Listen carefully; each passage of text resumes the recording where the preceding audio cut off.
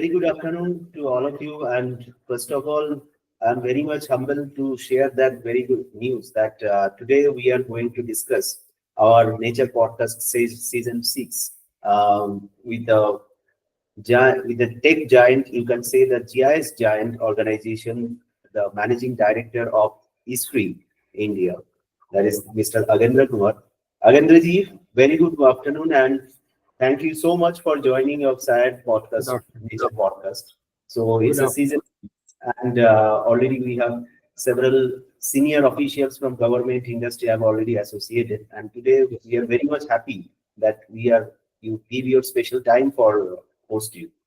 So, My first pleasure. of all, come to the point that you were in one of the industry, which is we can say that it's a tech giant, particularly in case of the geospatial domain.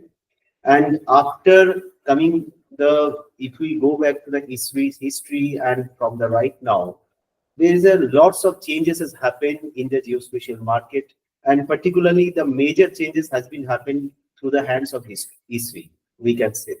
So, how do you think that journey? And as well as I will also be very much interested that you are also handling several organizations as a head of the institutions like that, and now most of the focus of the history and geospatial domain. So, also if you can share some of your thinking about the journey of your geospatial domain. Yeah, thank you, Biswajit ji, for inviting me for this podcast. And I really feel honored about this, and I'm getting a chance to speak to your audience and share some of my thoughts. So, I joined Esri India in August 2013, and since then, I think it's been a very inspiring and encouraging journey for me.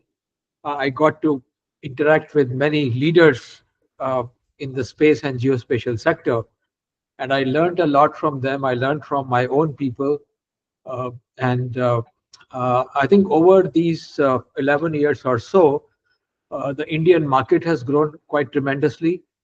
Um, more recently in 2021, new geospatial data guidelines were announced, and I think it's a pure coincidence that I was the president of Association of Geospatial Industries at that time. As an industry, we had been advocating to the government for a very long time to bring some clarity to the geospatial data policies, because many policies were introduced over at different points in time, and there was no clarity that how many of them are still applicable and how many are not, because none of them were officially retired by government. So we had about several, like as much as 20 policies which were announced at different times. So this comprehensive geospatial data guideline, which were announced in February 2021, that gave a lot of clarity, and it also said that now this is the only document that industry and users have to follow.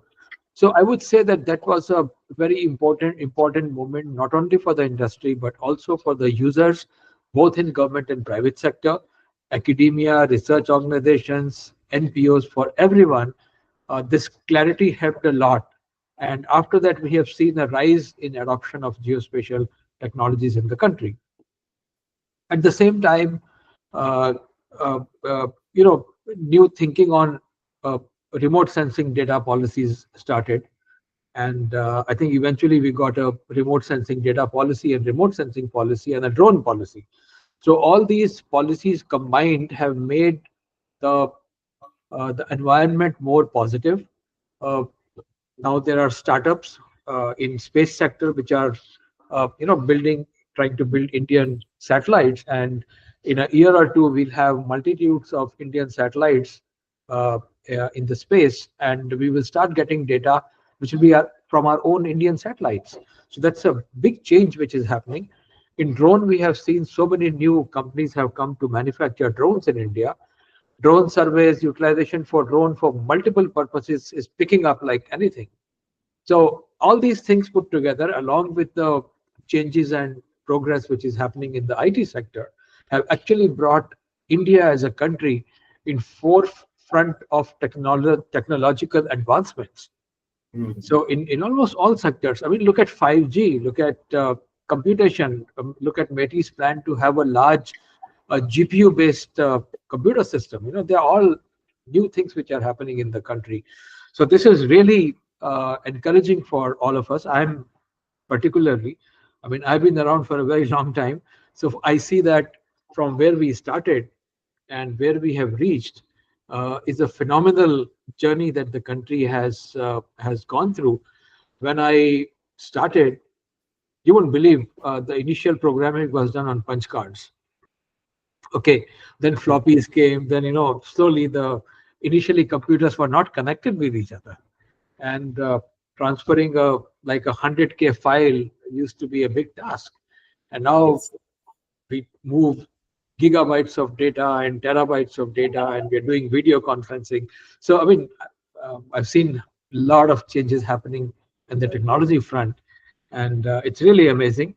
uh, in From Esri India's perspective, oops, from Esri India's perspective, we moved from uh, but let me go a little behind. In 1969, Jack Dengemont and Laura Dengemont started Esri. In 1969, computing power was still very small, and uh, IT domain was still in very nascent stages. So, so as the technology and compute power and graphic capabilities and improved, they kept on enhancing the functionalities and what value a software could provide for digital map making. So initially, from a mapping software, it evolved into like a GIS, which became like a geographical information system, because getting different data, storing it, sharing it became easier. And then next step came as a web GIS, so that more people can access, more people can collaborate. It became a collaborative platform. And then cloud hosted solutions, different models, SaaS model, PaaS model. So a lot of things have come in. So over a period of time, it's evolved quite a lot. Coming to Esri India, and India also, through the journey of Esri India from 1996 onwards, we have seen adoption in many parts. Like any other country where adoption of GIS started, in India also the adoption started from national mapping agencies.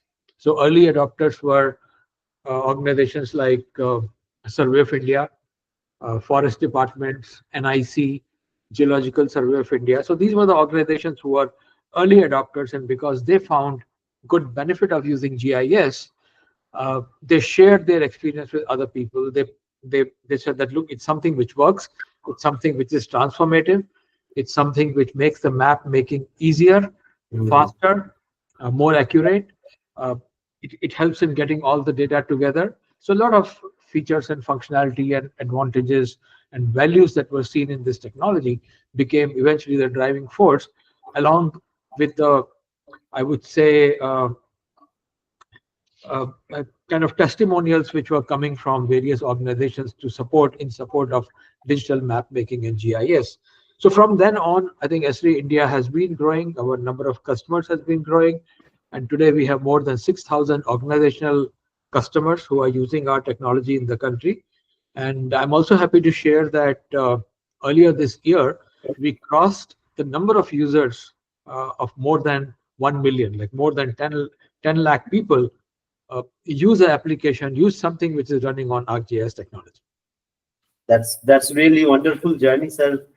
Started, and I wish all the best. Obviously, as an academician, as I mentioned, that I am also faculty in University of Calcutta. So, as an academician, I would like to know one thing from your side, from your perspective. That is, the government of India has enacted the National Education Policy in 2020. And again, in 2022, they have enacted the National Geospatial Policy. In these two parts, the main thing is the capacity building and skill development. And I know that, as far as I know, that Esri was quite aggressive and proactive in case of the geospatial capacity building initiative all over the country. So how could you align that NEP, National Education Policy, National Geospatial Policy, and the Esri's initiative? Okay. Yeah. So this the new education policy, as you said, which came, I think it's again a very I would say forward-looking policy. Uh, I mean, nothing can be called perfect, but I think it fixed a lot of challenges which were seen in the past. And of course, the focus came in skill building and making people more capable of being better employed and able to solve more challenges. So, holistic education. Uh, Now, skill building is a very important uh, part of the whole ecosystem. Uh, Now, if we specifically look at geospatial sector, and if you look at pyramid kind of a situation, at the base of it, we will have people who conduct surveys, Hmm. and the next will be like data technicians who digitize the data, who manage data, who bring it in a GIS system, those kind of people. Then we next layer will be like people who are developers who develop applications and things like that, and then we move on to the higher level, which is a smaller. We are reaching the peak of the pyramid, where we have solution architects and chief technology officers and people of that kind. So obviously the numbers are higher at the base. So surveyors is a surveyors for collecting geospatial data is a very important component of the whole ecosystem. And there have been efforts by government and with and industry. I would say collaborative efforts between government and industry in establishing a geospatial skill council Hmm. uh, for focus on these areas, so that we can have a skill council where people who have done 10th class or above education, they Hmm. can be trained as certified surveyors. So in India, finding a certified surveyor is a big problem. When survey happens, survey contractors pick up any kind of people who have a little bit of education. They can Right. look at a device and read and do something, and they train them quickly and put them in field. Now, with that kind of a situation, the accuracy of data collection is questionable, Right. and the effort to do the QC and verify are quite significant. And if that effort is not done and data is passed on without any QC check, then there could be a big problem in terms of what data is coming into systems. So a certified surveyors will really make a huge difference in terms of quality of data which is collected Hmm. from during surveys. So if this the proposal which is still under consideration, I believe it's progressed quite a lot. So it was started earlier by with Association of Geospatial Industry and Survey of India. uh, uh, Survey of India is a part of Department of Science and Technology, Right. and as a part of National Geospatial Policy, DST has defined as one of the charter is to get the Geospatial Skill Council. So the work started with lot of push from government side, and government and industry together have made a proposal for establishing a skill council for geospatial sector. And once it is done, I think surveyor requirements, skilled and certified surveyors, that problem will get resolved.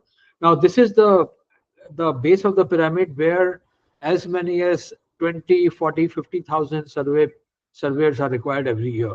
So it'll give a lot of boost to the employment. The next level is G, the GIS technicians, and this is the part where a lot of work is done in India for export market as well. So a lot of data which is pertaining to utilities or land resources from different countries like US or Europe, it comes to Indian companies for digitization and putting it into GIS systems. So there are thousands of people involved in this. I mean, I would say a rough estimate could be as high as 15 or 20,000 people who are working. But as more data gets created in India, the demand for these resources in India is also going to rise quite dramatically. So, so this is another patch where thousands of people are required, something like 20 to 40,000 people are required to work in this area, and the demand for this also will keep growing as more data gets created and more people start looking at using geospatial technology in handling their workflows.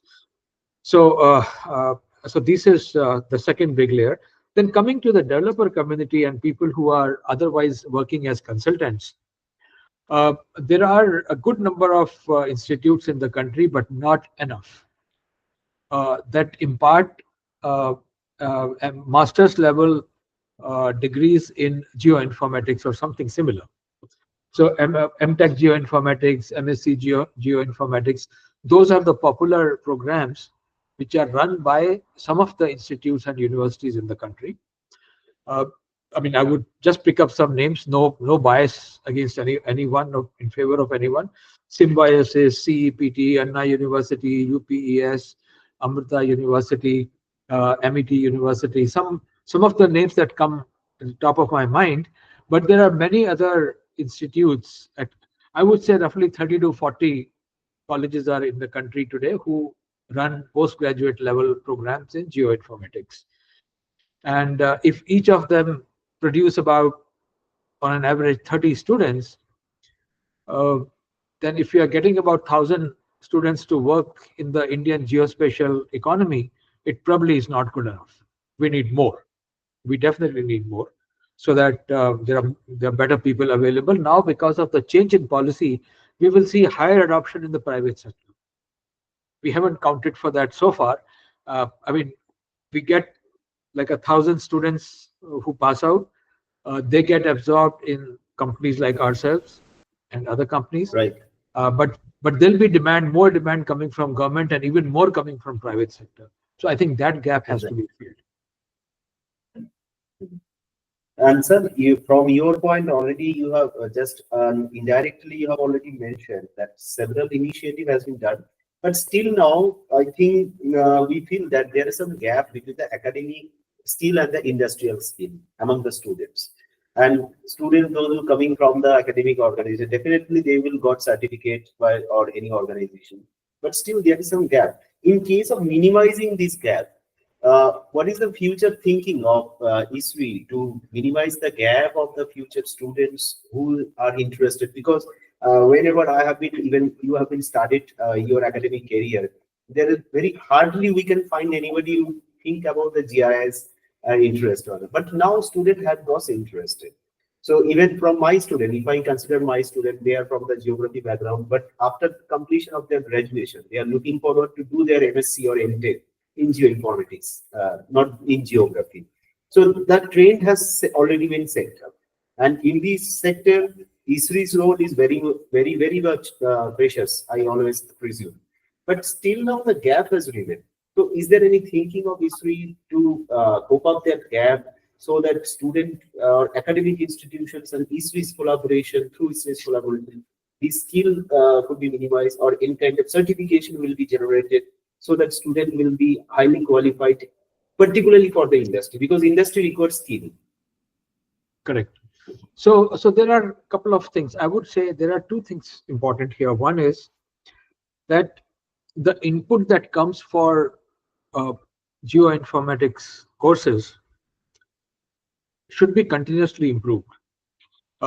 See, if you ask any parent or any student who's doing his undergrad degree, that what choices you have for your further education, geoinformatics doesn't come in the top. They will say, okay, I'll do computer science, I'll do AI ML, I'll do actually after computer science there's a big gap. Yes. We have seen over the years that mechanical, civil, chemical engineering is not all that favorite. So computer science, electronics, instrumentation, and then maybe mechanical. So after that there is a huge gap.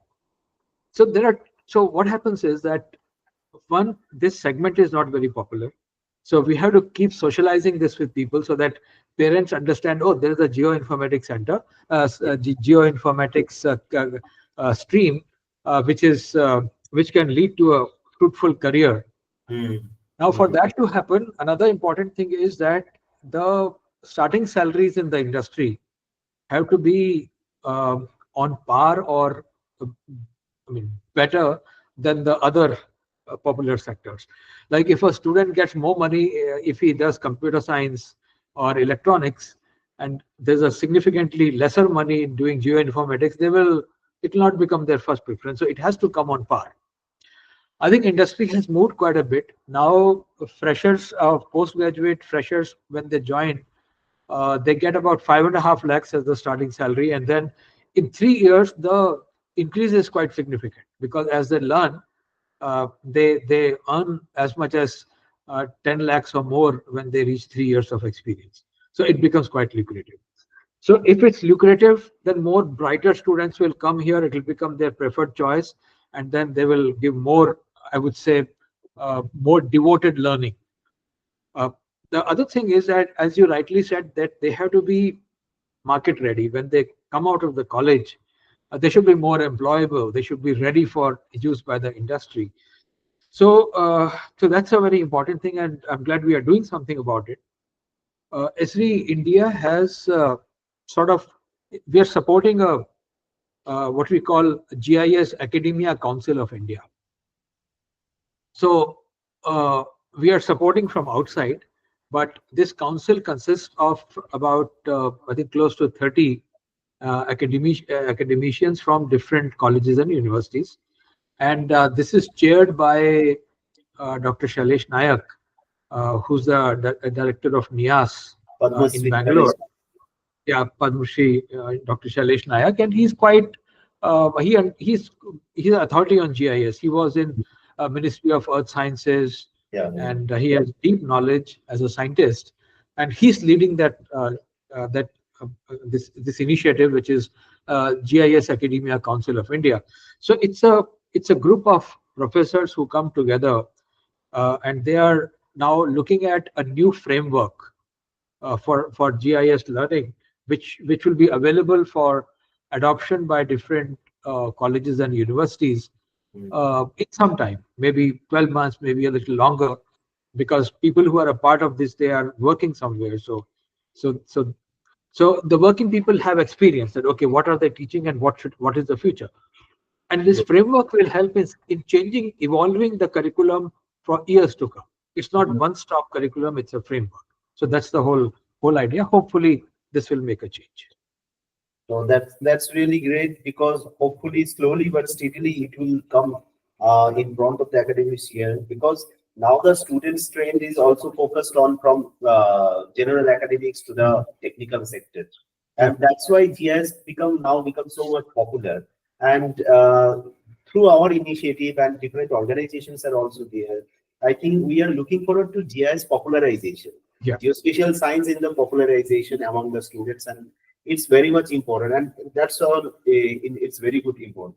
Now coming to the point, sir, from academic, now we have to go for the bread and butter sector, and several students after completing their any course from any university, maybe they could not be interested to join any industry. They are looking forward for startup, their own startup or business sector. Yeah. If you go through the I mean data from the last 5 6 years, the Indian startups are growing a very lot in a very large comprehensive scale. So in this development of the geospatial startups and the business, so I think there's a major role of ISRI has and in that case, and vision obviously. So if you can, I highlight some of your thoughts and the ISRI's initiative in case of the promotion of the startup, geospatial startup and market. So, Right. So yeah, startup community is really important. And what I've seen change over last few years is that there are more startups that start in the universities. So students, when they are in third year, they start of their engineering subject, they start looking at some startup ideas, so that by the time they complete their BTech degree, they have something going. So that's a one important trend which has changed. Now, in our situation, so what is happening is that this geospatial has become like a mainstream today. So when they create a product or an app or something, there is a location services component attached in that. Uh, Earlier in 2015, when we launched our startup program initially most of the startups were trying to see, okay, can I get some free software? Uh, okay, and but the trend changed after that. Now startups do not look for free software.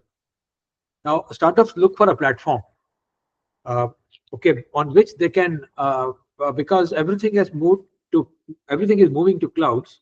If it's not moved already, and instead of working on a computer in their lab, they prefer to work on a cloud so that it's more agile, can be launched easily, can be used by people easily, can be tested and tried easily. All those kind of benefits are there. So they look for a possibility of running out of a platform, and second, some kind of a technical support, if at all. Technical support methodologies have also changed quite a lot. Now they can look at GitHub and all those things to get support. So primarily, if there is a platform available, then they can build their applications and run as a startup. So for that, we have ArcGIS Online for a very long time. It's a cloud-hosted SaaS system. So it has capabilities of both desktop pro and enterprise. It has a lot of content, all the Living Atlas content and base maps and all that is available on ArcGIS Online, which users can use. And it's a SaaS offering. We also have a PaaS offering, which is ArcGIS platform, where these startups can build their applications. And this platform has APIs like routing, navigation, JavaScript, geocoding. So all those APIs are available so that it's easy to build applications and use location services and in the apps and let people use it from there. And it's a PaaS system, so it's a consumption based model. So Okay. you pay as somebody consumes. So if you make a product, you give it to someone, and if their users are using, then the money is charged based on that. So it's not a huge investment upfront, and it works quite well. And so these are some of the things which are making it easier for the startup community. Esri India also engages with a lot of institutes.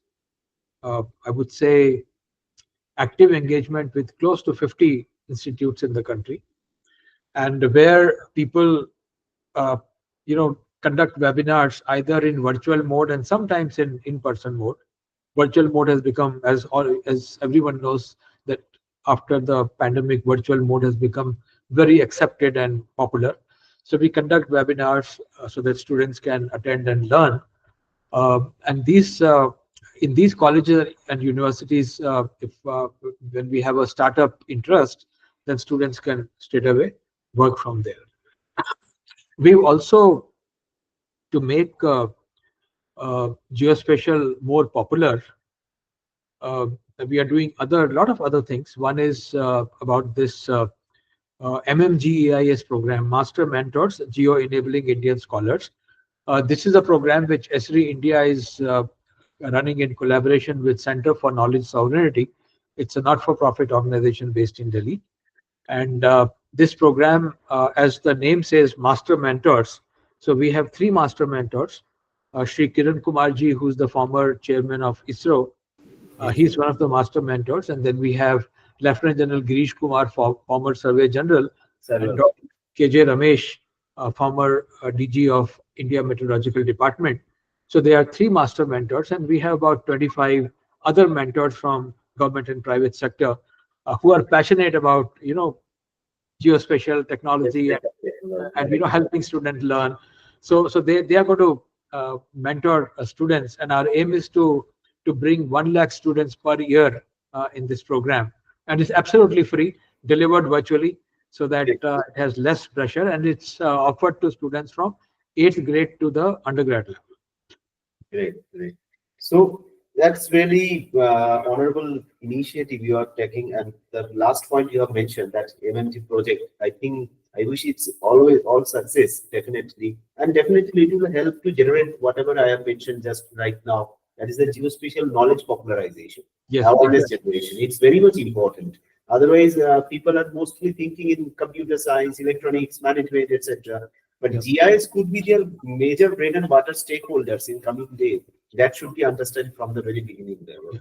So, sir, now I would like to come from the student to the official level, Mhm. because we are also associated with the several government, state governments and all that. But still now there is a huge gap in case of the geospatial knowledge as well as the data conception, integration as well as the application of geospatial technology.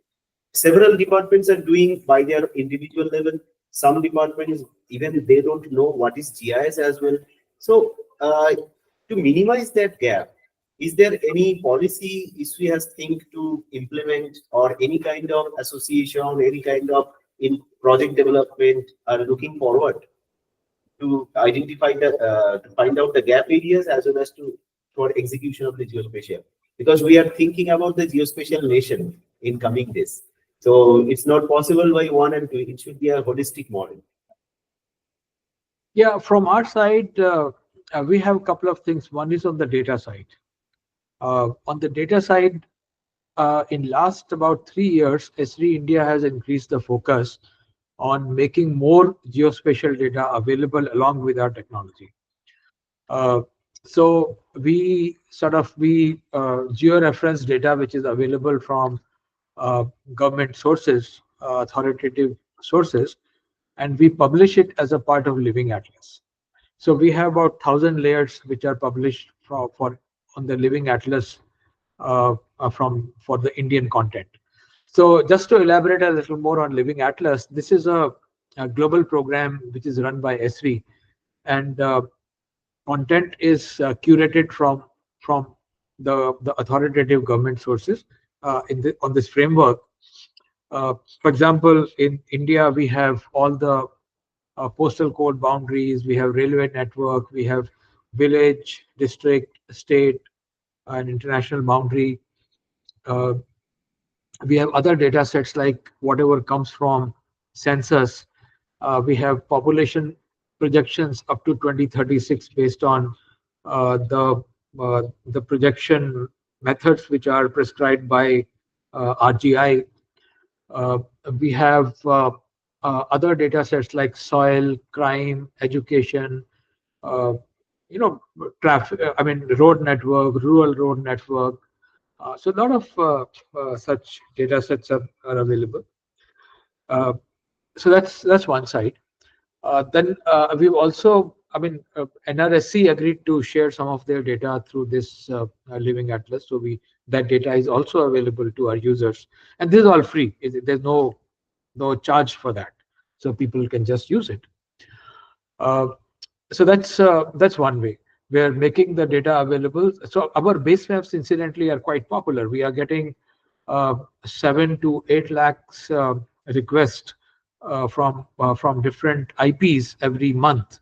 7 or 8 lakhs unique IPs are accessing our base maps every month, and about 20 crore uh, requests on the base map. So it's a large, very large utilization.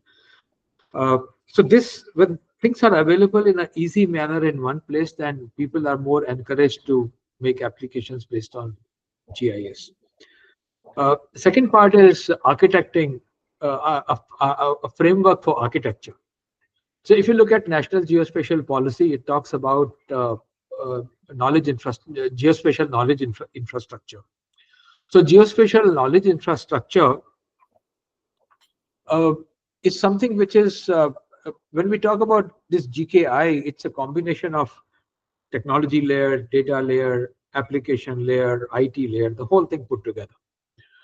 Now, if we can create a distributed model where the the districts have their own small infrastructure and they create the data at that level, because that's a smaller administrative unit. The smallest is so that's a from that unit. If the data comes to the center of a state where you have a state level geospatial knowledge infrastructure, And from states, whatever need to roll up to the national level, that data rolls up to a national level. So what happens is that availability of data becomes seamless and same, because when you have online connected systems which are distributed at different levels, then most recent data rolls up to the national level. So making decisions and it becomes easier.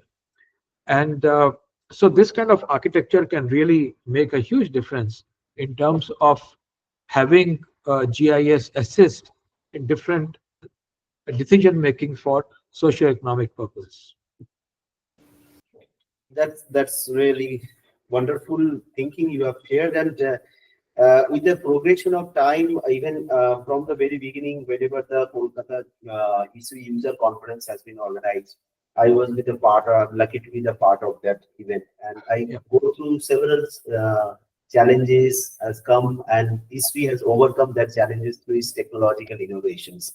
So, and now in coming 5 years, if you look into the, or you are already mentioning about the cloud technology, you are mentioning the web GIS, AI, IoT. Now AI is going in a very faster mode, and is also using AI technology in integration and data development, managing problem solving, etc., real time problem solving. So, in coming 5 years, as a MD of your organization, what is your vision to reach ISRI at that level in case of the integration of emerging technologies as well as the GIS technologies? Okay, so in next 5 years, of course, I think the movement to cloud will continue. AI is becoming important, so we've coined a term called Geo AI, where we bring geography and AI together, so that AI can be used for geographical applications or working on geospatial content. So today it is more about feature extraction, object identification. I think it will keep evolving. It will keep evolving, and somewhere AR, VR kind of applications will start coming in.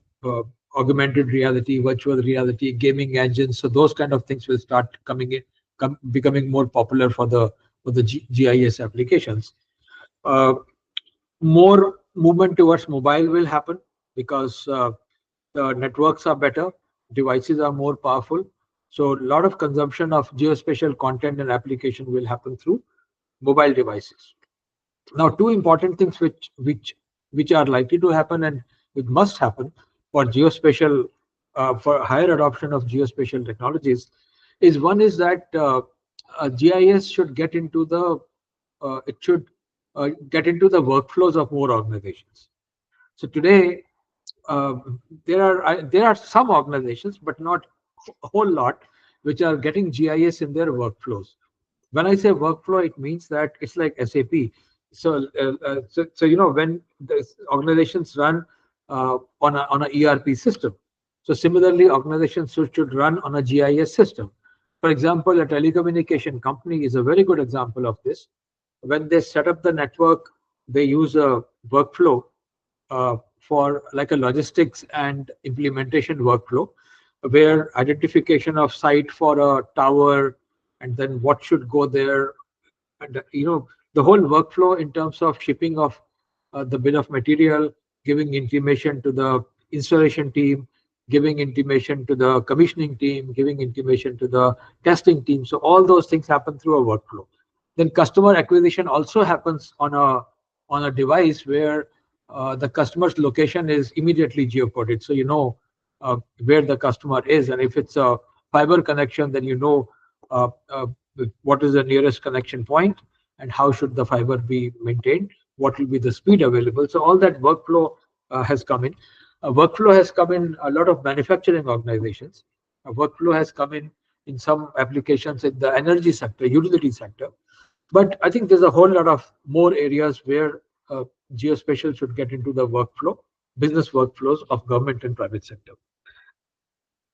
Connected to this is that because the adoption is going up and the business decisions, both when I say business, it's private sector and government sector's business as well, whether it's a socio-economic decision or a business decision, they are going to be more leveraged based on the geospatial content and technologies.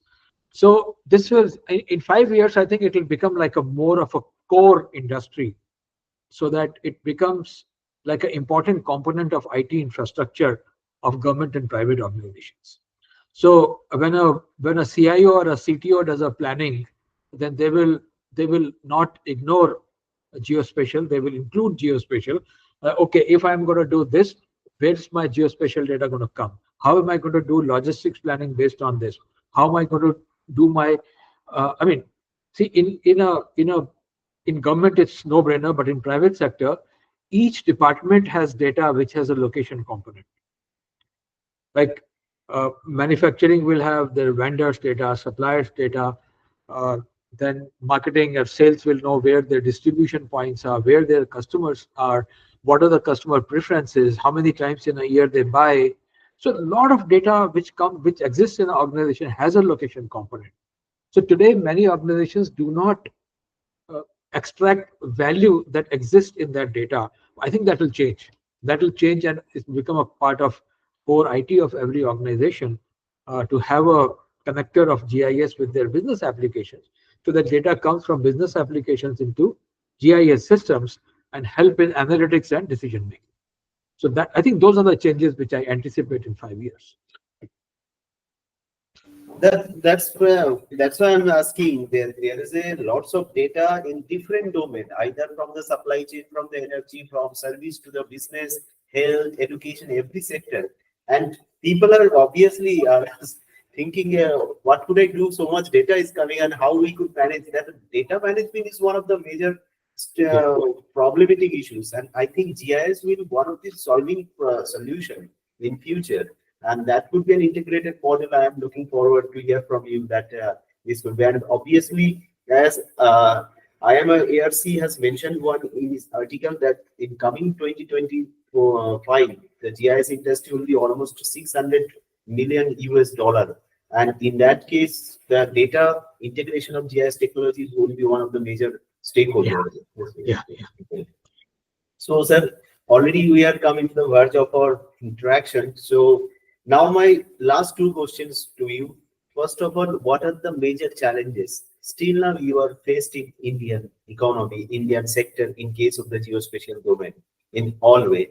And secondly, how you are looking forward to overcome it? And third point is that in case of connecting all the government stake, if I consider the four sectors, that is government, industry, academia, and stakeholders.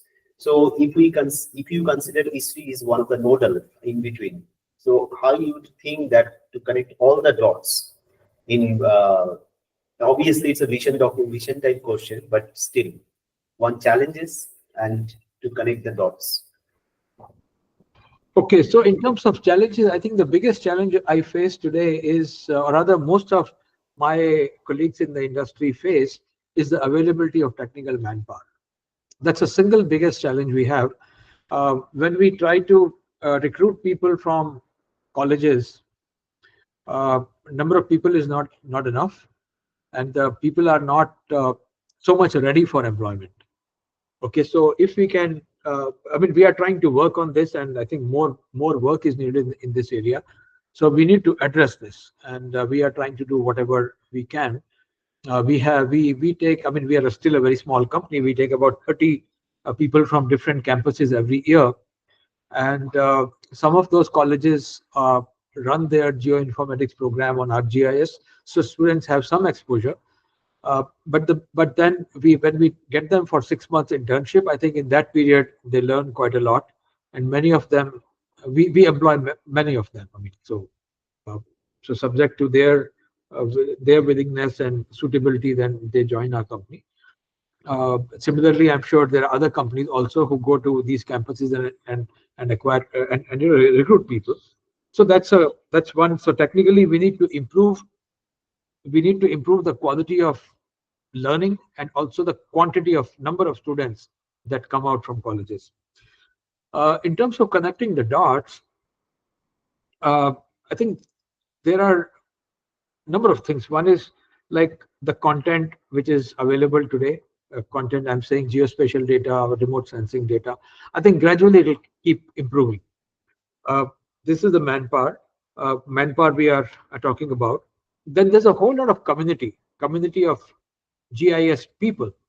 And this community consists of students, users, industry, academia, uh, and we try to grow this community so that there are more people who are familiar with what is being done, what needs to be done, how to grow this sector in totality. And that's a very important part of Esri's initiatives and Esri's value system about growing the community of partner companies. Very important, and educating them. So that's another part. And then connecting all this, working with the government in of course, government has a lot of knowledge. There are very capable people in government, and I've seen that interest from bureaucrats and the knowledge bureaucrats have has changed in last 10 years that I have seen. I mean, there are very many smart people who are in different key positions in the government, and they understand how to leverage geospatial technologies in government's working. Uh, so I think this is an important ecosystem in the country, which is it's like a web which is being built, uh, where government provides leadership and government is also a consumer of technology. So it's both ways. And then industry creates capacity, and we consume the capacity, and we also use it for supporting government's initiative. And we bring together partners in that. We bring together data companies, survey companies, all those drone companies, people who drive airplanes to collect data. So there's a whole lot of ecosystem which is coming together. And I think the common vision that everyone should have is making India a geospatial global leader in the near future, which is very important. And So by 2047. yeah, so that's really very important, and we must work towards that. And I think I'm fully committed. My company is committed towards that in making this whole thing so well, support each other and grow. That's a connection which I see. Well, thank you so much, sir. Just on a light note, I saw that several books in your background also.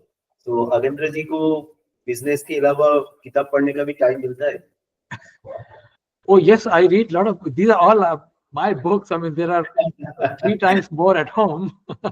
So I know, because I know that you are so much busy person, and always I follow and admire your initiative, particularly to establish the geospatial domain in our country, and definitely. Yeah. So one book you will suggest, which you like most? One book. Yeah, name of one book. Oh my God, there are many books like this. Hard to say, but recently I read Chanakya's Arthashastra. Oh, that's great. I think That's people great. should read it. And I was surprised that what was written so many centuries ago is still very relevant. Yes. Yeah. So one person you admire most, maybe he or she could be dead or living, anybody. Hard to say. I mean, there are many people I've learned from. I think today I admire Jack Dangermond the most, because he's really contributing towards changing the world, and he's built a company which is operating globally and supporting so many initiatives, and especially in the areas of things like disaster management, improving health, polio eradication, supporting World Health Organization. So there are a number of initiatives he takes which are beyond business.